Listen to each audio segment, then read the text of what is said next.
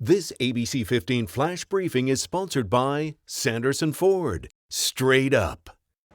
Hello, I'm Faye Fredericks with your top stories from ABC15 Arizona. Grim milestones set in the coronavirus pandemic. 335 new deaths reported Tuesday. That is the most deaths reported in a single day since the pandemic hit Arizona. Now, two things to keep in mind. Tuesday's numbers tend to be higher because of a delay in reporting from over the weekend.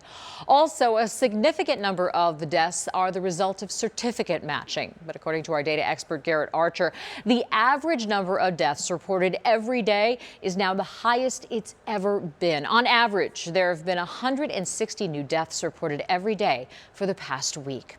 Modeling experts have warned state leaders time and time again, if the state didn't take more action to stop the spread of COVID-19, Arizona would face a humanitarian crisis, and we are now getting close. This video showing more than a dozen freezers sitting in a parking garage in Maricopa County. They're not being used yet, but they're on hand if a temporary morgue is needed.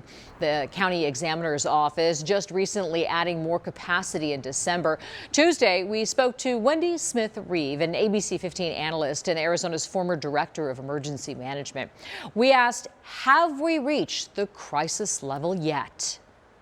If you look at some of the different factors, you're looking at crisis that affects people, either the physical, economic, or environmental damage from an event, or series of events that overwhelms a community's capacity to cope.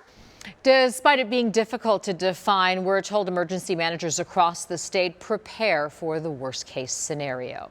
After a rocky start in the next phase of our vaccine rollout, there are now more ways to get your COVID-19 vaccines. To help get more people vaccinated, Maricopa County health officials say they're adding 3 more vaccination sites. They'll be in pharmacies in Sun City West, Goodyear, and Litchfield Park. These will be only for people who are 75 and older.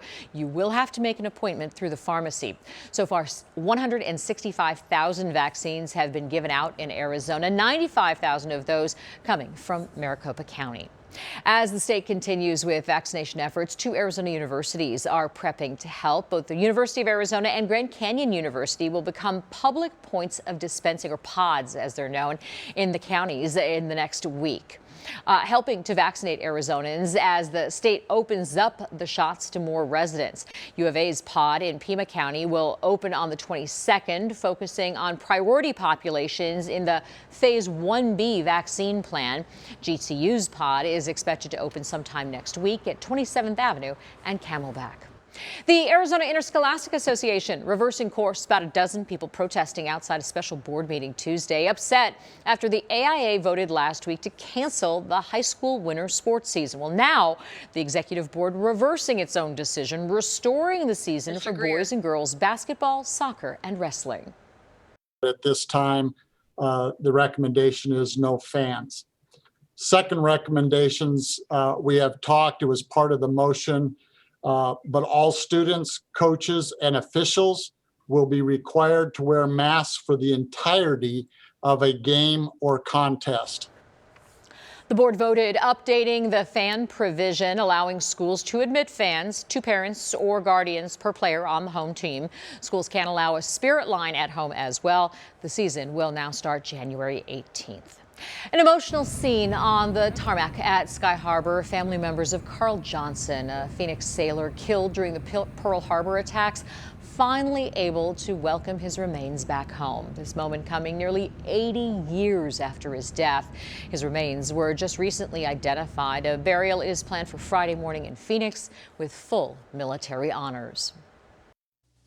Tracking your forecast, I'm Chief Meteorologist Amber Sellens. Another beautiful day in store for tomorrow. Here's a look at your valley planner. Temperatures cold in the morning. By sunrise around 7:30, we will drop into the upper 30s and then back up to 44 degrees around 9 a.m., 60 by noon, and 68 here in Phoenix around 3 o'clock tomorrow afternoon. We're also going to see highs in the low to mid 60s in Kingman, Prescott, Sedona, and Payson, and low to mid 50s along the Mogollon Rim northeast to the Four Corners. High pressures building building in from the southwest, and that's going to send temperatures up into the 70s here in Phoenix by the end of the week.